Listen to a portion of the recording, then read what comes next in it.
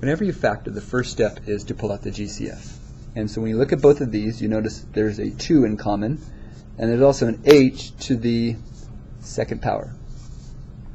And then we got to think of, okay, what's going to be left? Well, let's see. 2h squared times what will give you 2h to the fifth? Well, this would be h to the third. The minus comes down. 2h squared times what will give you 54h squared? Well, that would be 27. All right. Now, before we go any farther, we have to break this down. You should notice here a difference of cubes. So what cubed minus what cubed? What are the inside pieces? What is your a and your b? So what cubed gives you h cubed? That'd be h. What cubed gives you 27? That'd be 3. So what you notice here is your a is h, your b is 3, and you got to use the formula for a difference of cubes. So that's a GCF, don't forget it. For difference of cubes, you go a, which is h, minus b. Then you go a squared, so that would be h squared, plus a times b, so when you multiply these two, you get 3h, plus you square b squared, so you square the last piece, which is 9. That would be the answer.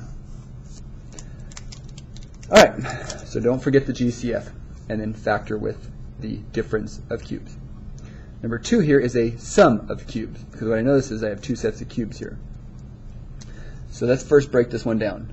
Let's find my a plus, because it's a sum, and my b. My a and my b. Let's find those out. So what gives us 2x cubed? What cubed? Well, 2 gives you 8, and x would give you x cubed. So 2x times 2x times 2x will give you 8x cubed. What cubed gives you 125y to the 6th? Well, 5 cubed gives you 125, but to get y to the 6th, this is a little bit trickier. Hopefully you notice that'd be y squared.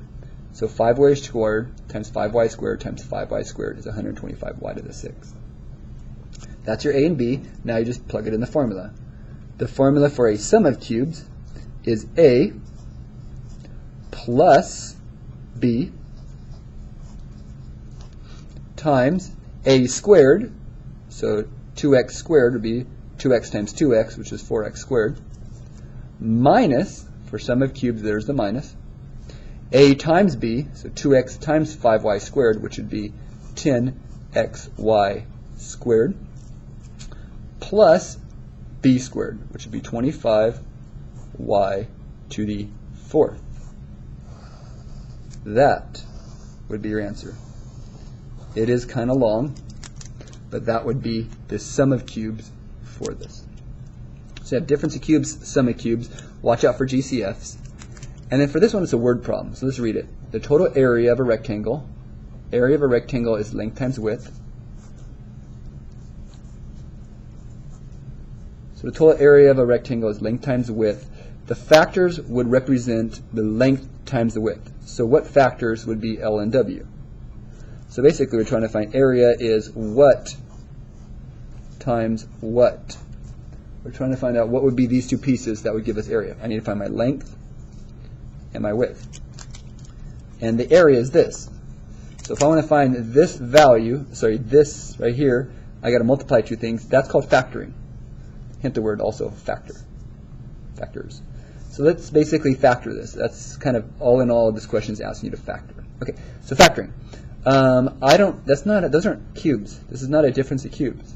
Those are squareds. Oh, this one's a difference of squareds. So let's factor using difference of squareds. So you have something squared minus something squared. What squared gives you 9? That's 3. What x to the what power would give you x to the 6th? So when you multiply by itself, that would be x to the 3rd. So 3x to the 3rd. What times itself gives you 121? That's 11. What times itself gives you y squared? That'd be y. Okay, so the factored form is simply going to be this, 3x squared, minus this, not squared, I almost messed up, cubed, 3x cubed minus 11y, and 3x cubed plus 11y. It is a difference of squares. The formula for difference of squares is to take these two pieces, basically your A and your B, kind of like over here, one with a minus, one with a plus. It doesn't matter if the plus or minus, which one's first, but 1 minus 1 plus, and that's simply, these are the factors, when multiplied, give you the area of that.